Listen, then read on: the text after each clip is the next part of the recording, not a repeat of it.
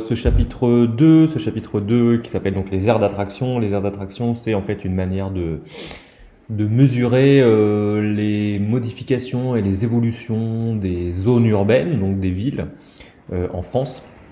Ces aires d'attraction, c'est une nomenclature en fait de l'INSEE qui permet de mesurer l'influence de la ville-centre, d'une ville-centre, par rapport aux espaces qu'il y a autour. Si on remonte dans l'histoire, on se rend compte que le phénomène de création des villes commence à peu près à moins 4000 avant Jésus-Christ, et il va exploser cette urbanisation, ce phénomène de construction des villes et de concentration de la population dans les villes, va exploser au XIXe siècle, au moment de l'ère industrielle. Et aujourd'hui, dans la plupart des sociétés développées, on a des taux d'urbanisation, donc des pourcentages de population qui vit dans les villes, qui est très fort, autour de 95%, au-dessus de 90% pour la plupart des pays développés, et en France, on est au-dessus de 95%.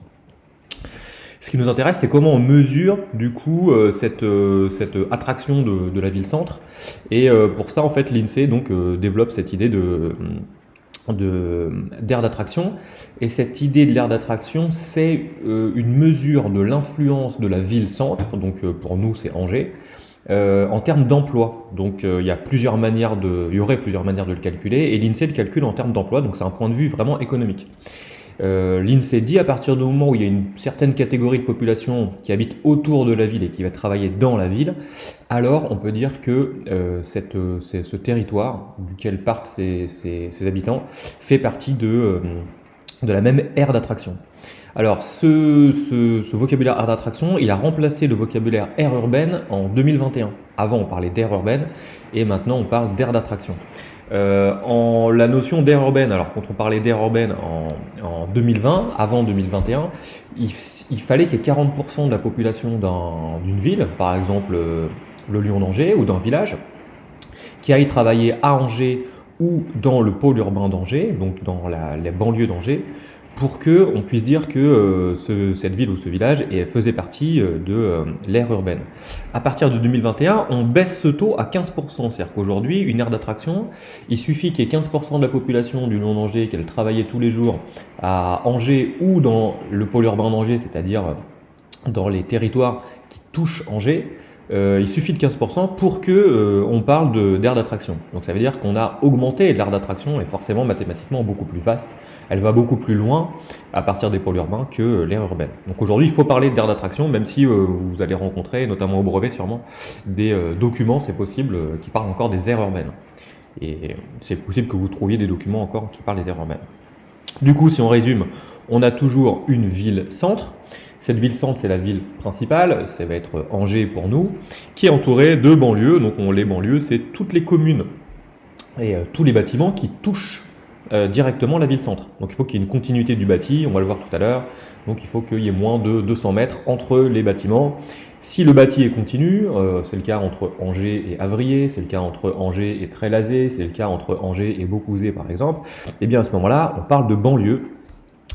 Et cette banlieue, elle s'est développée beaucoup historiquement à partir du 19e siècle autour de la ville pour y mettre par exemple des usines. Ça va être le cas de Trélazé, ancienne banlieue ouvrière d'Angers. Et puis aujourd'hui, ce qu'on constate, c'est que de plus en plus se développe loin et avec une discontinuité assez forte du bâti, une couronne périurbaine. Donc dans cette couronne périurbaine sont compris tous les lieux où vivent les habitants qui vont travailler dans l'agglomération, c'est-à-dire dans la ville-centre, plus la banlieue. Dans ces cas-là, tous ces habitants qui travaillent dans cette zone jaune, qui est la couronne périurbaine ou le périurbain, eh bien, ils vont faire des allers-retours forcément, la plupart du temps à 98% en voiture, et ce qu'on appelle des trajets pendulaires, parce que le matin, ils vont au travail, ils rentrent l'après-midi, ils vont au travail, ils rentrent l'après-midi, donc on a un mouvement pendulaire continu. On peut imaginer un mouvement de respiration.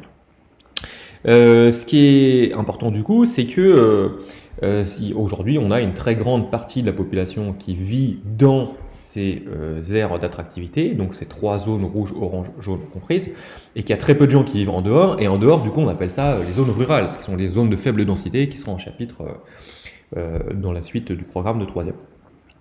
Ce qui est intéressant, c'est que les bâtiments sont continus entre le rouge et l'orange, ils sont discontinus dans la zone jaune. Et aujourd'hui, la zone la plus dynamique, celle où vient s'installer le plus de population, c'est la zone jaune. Donc cette couronne périurbaine, le Lyon d'Angers, c'est vraiment typique de ce développement du périurbain aujourd'hui. On a vu les caractéristiques, on a travaillé sur les caractéristiques de ces aires d'attraction. Et ce qu'on a vu, c'est que dans la ville centre, Angers pour nous, il y avait un très grand nombre d'activités qui étaient des activités de haut niveau, en fait, les activités principales. C'est là qu'il y a l'université, c'est là qu'il y a la plupart des cinémas, des théâtres, toutes les propositions culturelles, économiques et politiques de haut niveau dans la zone de l'aire d'attractivité sont contenues dans la ville centre. La banlieue aujourd'hui, elle se développe toujours, elle est plutôt dans une logique d'habitat collectif au départ, et puis elle devient très diverse aujourd'hui. Cette agglomération, constituée donc de la ville-centre et de la banlieue, elle concentre aujourd'hui 80% des emplois.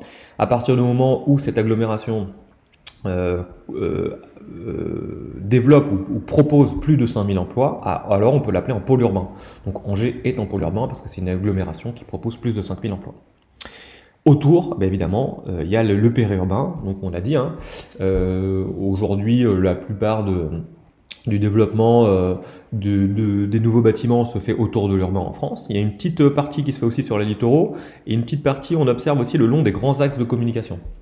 Cet habitat dans le périurbain, il est plutôt, c'est de l'habitat résidentiel, c'est plutôt des maisons individuelles avec ce modèle du lotissement.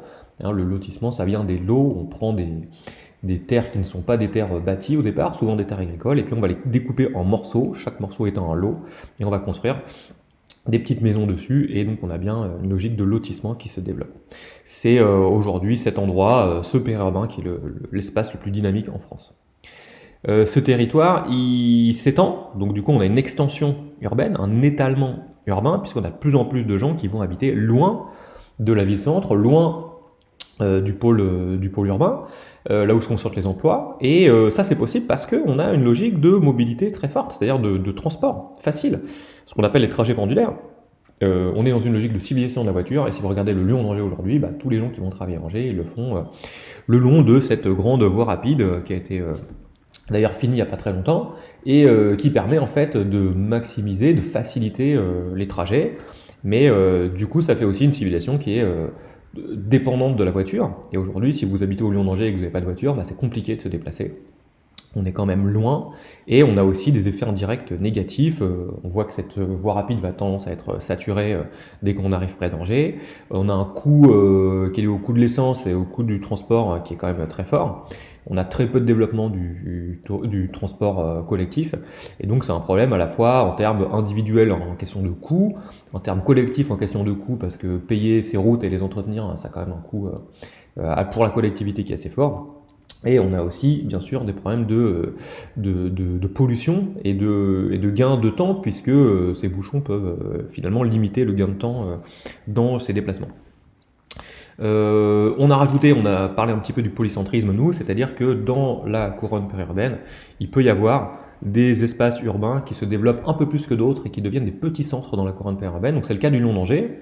Autour du Lyon d'Angers, on a des petites communes qui peuvent être polarisées, c'est-à-dire qui peuvent être liées à Angers et à son agglomération, mais on a aussi le Lyon d'Angers qui développe de plus en plus de services, alors le collège, qui sont des services de niveau inférieur à ce qui se passe dans le pôle urbain bien sûr, mais qui sont des services quand même intéressants, le collège qui polarise, la plupart d'entre vous, vous venez de petites communes autour du Lyon d'Angers, et donc on voit bien le système de polarisation. Vous aussi, vous prenez le bus tous les matins pour aller au collège et vous retournez le soir, vous faites aussi des trajets pendulaires pour ce petit centre qui est le Lyon d'Angers, et c'est le cas aussi pour le Super U, ou toutes les zones d'activité qui sont en train de se développer au Lyon d'Angers. Donc il y a aussi des activités économiques de niveau secondaire, et puis on a aussi des activités culturelles ou de loisirs de niveau secondaire avec les nouvelles activités, le mur d'escalade, les nouveaux gymnases, le dojo, etc. Et ça, c'est des éléments qui montrent que le Lyon d'Angers est un petit pôle secondaire dans le périurbain d'Angers. Voilà pour ces éléments-là. On rappelle juste que métropole, ça veut dire une grande ville, et donc on a bien une concentration des fonctions urbaines principales importantes dans la métropole. C'est totalement en lien avec cette notion d'aire d'attraction. Nous, on a travaillé spécifiquement sur l'aire d'attractivité d'Angers, donc vous avez des éléments que vous pouvez développer qui reprennent évidemment tous les éléments génériques pour Angers, donc tous les exemples que j'ai cités en fait dans la première partie de la vidéo. On a fait une carte aussi de l'aire d'attractivité d'Angers cette année avec là tous les éléments qui sont liés à l'aire d'attractivité d'Angers. Et on a fini par voir en fait l'évolution de la population française et ses dynamiques. Donc c'est toutes les dynamiques au niveau, cette fois-ci à l'échelle de la France. Donc bien sûr une concentration des populations dans les plus grandes villes françaises qui sont toutes des aires d'attraction. Et puis une concentration des populations sur les littoraux aussi, hein, donc ici Méditerranée et l'arc atlantique.